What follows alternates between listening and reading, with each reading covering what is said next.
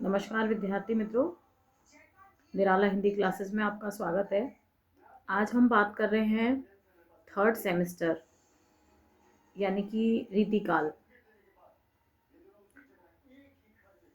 कुछ new type के प्रश्न, वस्तुनिष्ठ प्रश्न जो परीक्षा में आजकल आने लगे हैं, उन्हीं के बारे में बात कर रहे हैं। तो सबसे पहला जो प्रश्न है वो ये है कि रीतिकाल को कलाकाल नाम किसने दिया।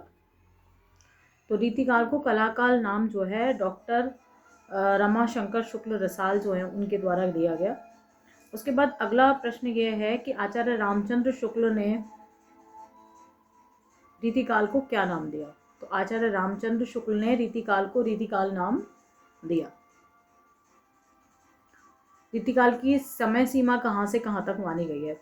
तो रीतिकाल की जो समय सीमा है वो मानी गई है 1700 से लेके 1900 तक, संवत 1700 से लेके 1900 तक। अगली बात कर रहे हैं कि अगला प्रश्न जो है वो ये है कि मिश्र बंधुओं ने रीतिकाल को क्या नाम दिया। तो मिश्र बंधुओं ने रीतिकाल को अलंकृत काल नाम दिया।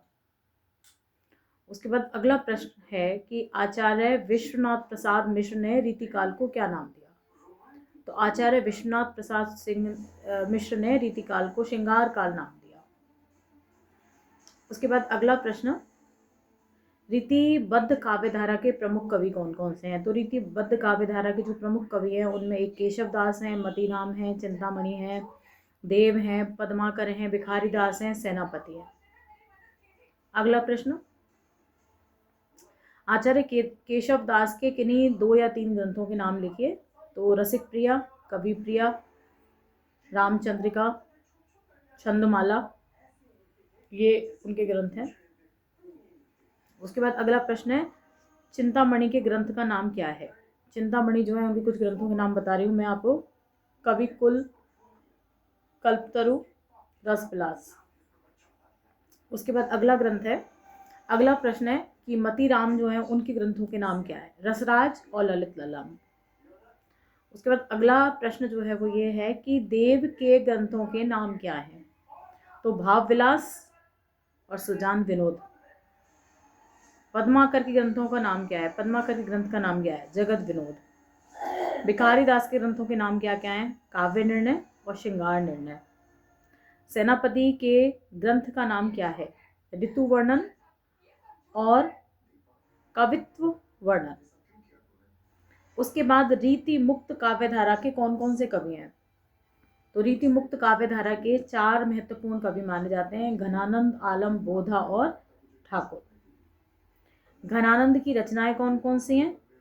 तो सुजान सागर, सुजान हित, विरह लीला, रस केली वल्ली, कृपा कांड निबंध और यमुना यश इनके ग्रंथ माने जाते हैं।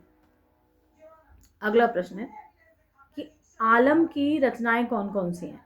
आलम केली, माधवानल कामकंदला, सुदामा चरित, ये आलम की रचनाएं मानी जाती हैं। ठाकुर की रचनाएं कौन सी हैं। ठाकुर ठसक, ठाकुर शतक, ये उनकी रचनाएं हैं। बोधा की कौन कौन सी रचनाएं हैं, उनके नाम क्या हैं। विरह वारिश, इश्कनामा, ये बोधा की रचनाएं मानी जाती हैं। अब रीति सिद्ध काव्यधारा में कौन कौन से कवि आते हैं, अगला प्रश्न ये है। तो रीति सिद्ध या रस सिद्ध काव्यधारा में एक ही कवि आते हैं जिनका नाम है बिहारी लाल।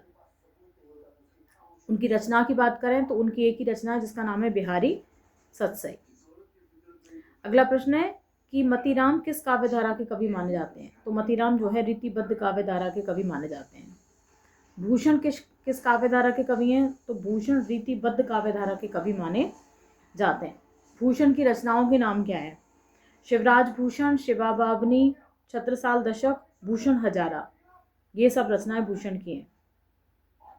कुलपति मिश्र किस काव्यधारा के कवि माने जाते हैं। कुलपति मिश्र रीतिबद्ध काव्यधारा के कवि माने जाते हैं। कुलपति मिश्र के ग्रंथों के नाम क्या क्या हैं। संग्राम सार, रस रहस्य, ये कुलपति मिश्र के ग्रंथों के नाम है। सोमनाथ के ग्रंथों के नाम क्या है। रस पीयूष निधि और सुजान विलास, ये सोमनाथ के ग्रंथों के नाम है।